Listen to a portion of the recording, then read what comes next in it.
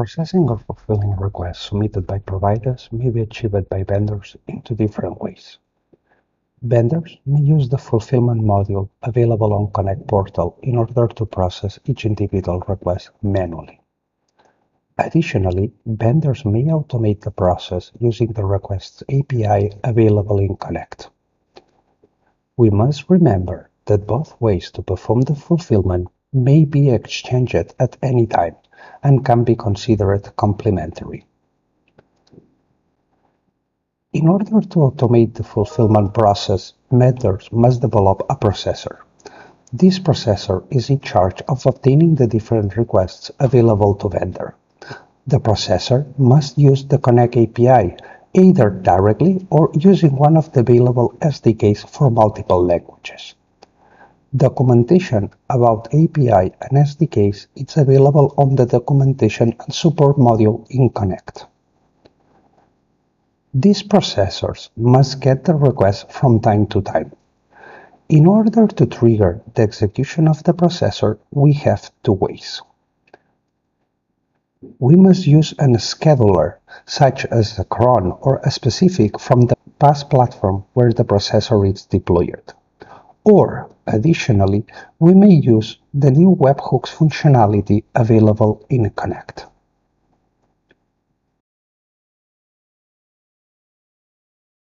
Webhook is an easy operation.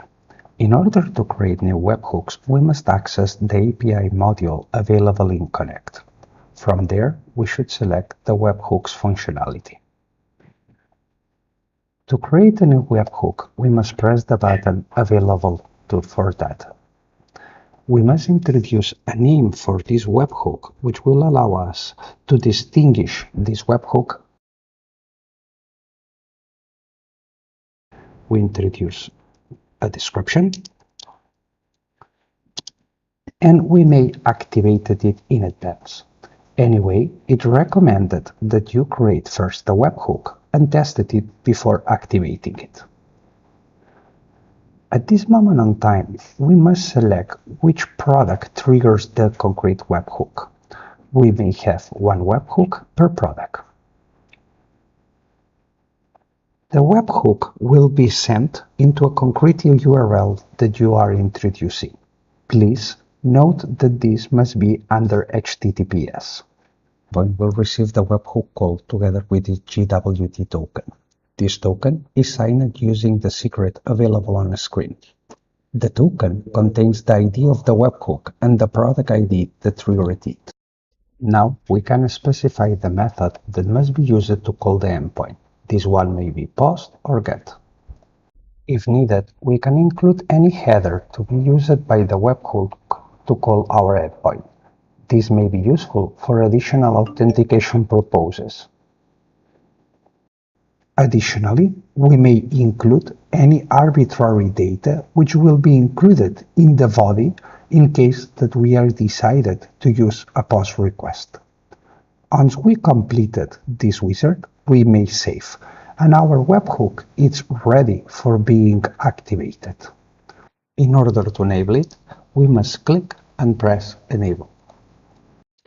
Accessing the webhook object will allow us to see its specific properties. From there, we can enable and disable it, or edit the settings we set before. From Event tab, we see a resume of the settings that triggers the webhook, as well as when was the last time that was triggered, or what was the last successful response returned by the endpoint. Additionally, from this menu, we may trigger manually the webhook. From HTTP settings and additional data tabs, we can see the options we set before. In the Statistics tab, we obtain information on how many times the webhook has been triggered and how many successful or failed responses the endpoint returned to Connect. When endpoint will receive a call either over GET or over POST, must validate the token using the secret that was defined on the Connect UI. Endpoint must query Connect API in order to obtain the pending request for the given product.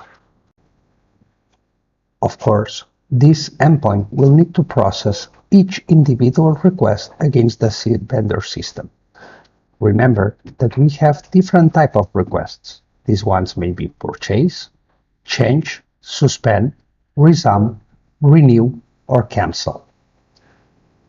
This process, executed by the endpoint, must not take more than 10 minutes. In case that it takes longer, the webhook will fail and will be triggered again.